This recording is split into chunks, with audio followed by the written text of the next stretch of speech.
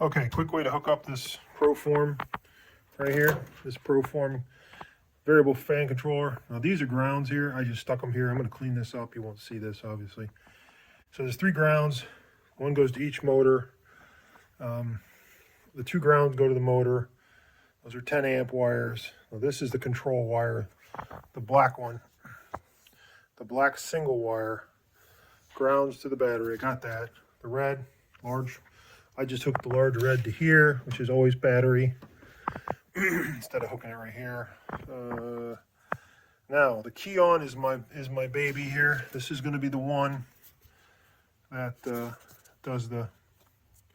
really does the trigger here. The dual black wire, don't even have that. I'll hook a switch up baby later. So the blue is the fan positives. I got one of these fans hooked up and one of them not. So you can see them here. Right here's the purple and here's the blue. It's got them there for now. The black dual, don't worry about it. That's the sensor, the temperature sensor. I don't care right now.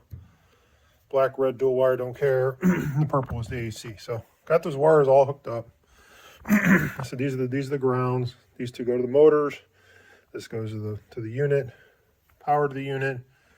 It's real simple to hook up. I way overkill. I was going to use this crazy Bluetooth one, but it wasn't really a variable.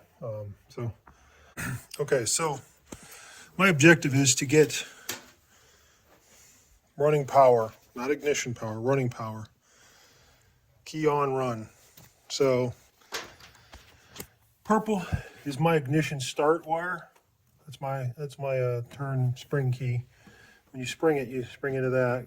That's the run. So I don't have ignition here, but I have it here at the coil. So I guess I'll run it off of this guy right here. I've got enough running off here. This is the oil pressure gauge, oil pressure, running cycle, ignition wire, and then this guy goes to the distributor, and then the red goes to the distributor, and then the pink is the hot wire coming in, just for future reference. This is coming in off the ignition switch. This guy goes to the coil, this guy goes to the coil, and this guy goes to the oil pressure sensor. The running start. So that's the override on the oil pressure sensor, so that when you're pushing start, the gas is going. So I'm going to map it into here on the coil right here and see how it'll do. All right, so let's try this again. I'm going to start it. I'm going to turn it to this, but ignition on. So I'm going to turn it this way, and you should see that something should happen. So I'm going to turn it here a notch. And we have power. Let's do it. So I assume I set the temperature with this. Fahrenheit 57 Celsius. So it's 57 degrees now.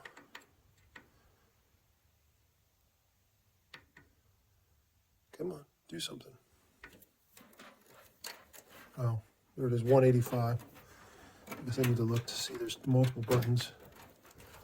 So it's set to 185, and I can probably lower it. Yeah, I can lower it and raise it. And I can set it. And there's the mode. Pretty simple. That's the amperage. So it's pretty nice. It's got amps. And you can see what it is. That's it. Pretty simple. It's not pulling anything right now. Now I'm going to demonstrate here what happens when you take the 2 wires and turn the fan on. It should just come on. Okay, so this is going to turn this fan on high, super high. So I'm going to undo this, turn the key, and see what happens. The fan should just come on full bore at 35 amps. I don't know if I want to do that, but I'll do it. Okay, you can see the amps are 0 right now. And what I'm going to do is I'm going to let off this, and the fan's going to come on. It only pulls like 12 amps to start, so.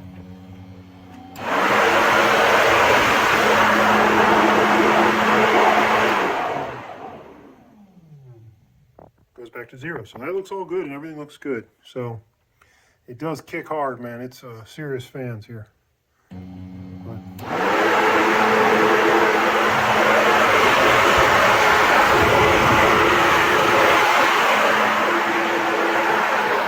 So there you go, all solved. And all I got to do is clean up some wires. I can move these grounds off of here. I'm not so sure if I want to leave these grounds. Let me turn this power off. I'm not so sure I want to leave these grounds like this. Now, I really like that it only pulls 12 amps. So that means I have no idea why these are 35 amp fans. But, you know, I'll see how it goes power-wise. Now, they're only pulling 12. And that's when you would turn this off. Maybe this thing runs at half power or something, which would be nice. And that may be the case because it really doesn't tell you what amps it uses because it just says whatever. This is the override. Manual override for use with switch. Wires must be joined or toggle switch. Other fans will always run. Now maybe that's just because it's running at what it needs to. So maybe it would be nice to have that little buff switch right there. Just to have the override switch right there. To say, you know what, turn the fan on or turn it off. I don't know why I'd ever want to turn it off if the car's running. You could just leave the ignition on and then let the fans run if you wanted to. Kind of nice if it had like a timer, would be cool. But, you know, almost have like a turbo timer or something so it cools. Not, it's going to matter. But, so anyways, I'm going to put I'll put a toggle switch on this thing because it only takes 12 amps and that'll be times 2. So it'll be like 25 amps. That would run your battery down a lot. Well, I'll have to determine that how the charging circuit works. But I will, it's all good. Everything's running. I'm glad they're working. I think I've had that fan probably sitting around for 1.5 years. So it is a monster. It hauls. I mean, it makes some serious noise when it goes. I don't even think that was full bore. So at 12 amps, it's probably half a power. So it probably fires up about 50%.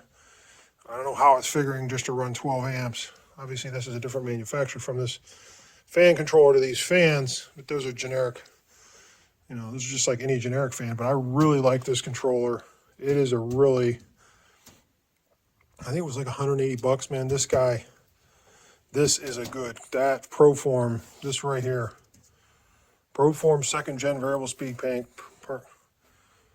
69595, man.